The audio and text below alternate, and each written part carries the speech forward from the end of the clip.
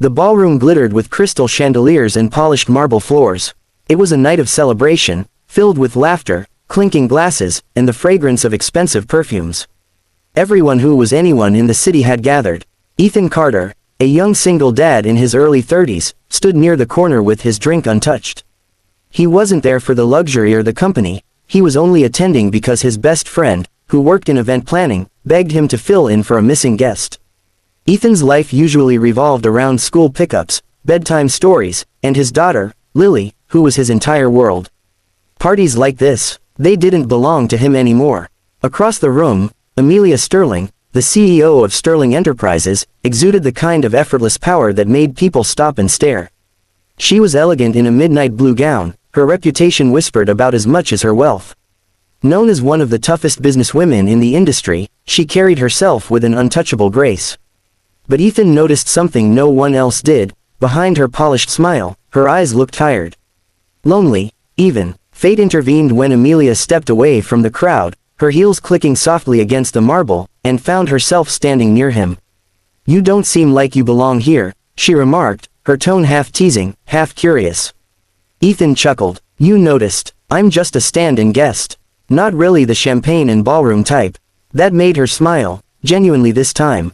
Finally, someone honest. Their conversation flowed surprisingly easily, about life, responsibility, dreams, and the exhaustion of constantly being strong for others.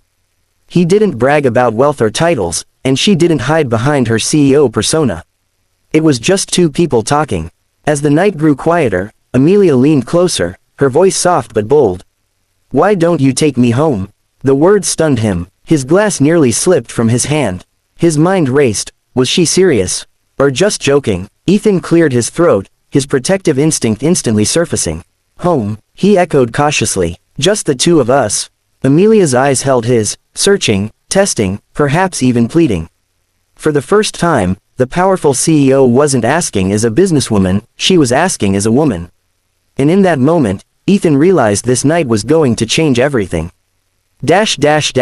Part 2. Just the two of us. Approximately 1,500 words. Instead of taking her to his apartment right away, Ethan hesitated. His daughter Lily was at home, asleep under the care of his neighbor. Amelia was expecting, what exactly? A fling, comfort, or something deeper. "Listen," Ethan said carefully, "my life isn't exactly simple. If I take you home, you'll be walking into a world that isn't glamorous." Amelia tilted her head, a small, vulnerable smile forming. "Maybe that's what I need. No boardrooms, no empty penthouse, just real life." He didn't answer right away. But eventually, he drove her back, not to a luxury hotel, not to a glittering penthouse, but to his modest two-bedroom apartment. When Amelia stepped inside, she froze.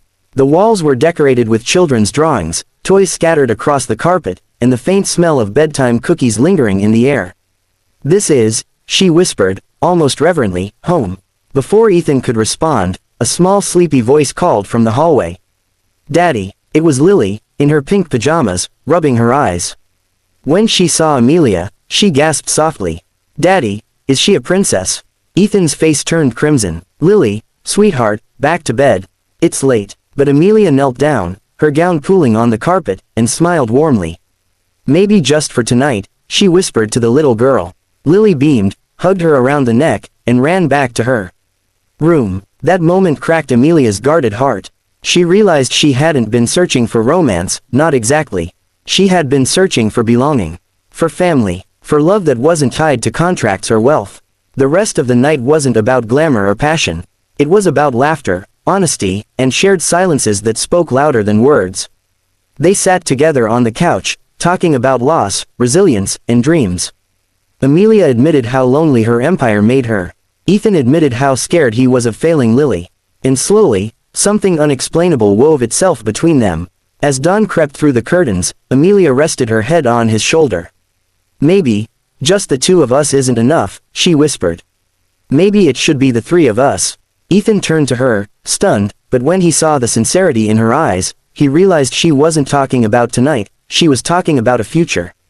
And for the first time in years, Ethan allowed himself to hope.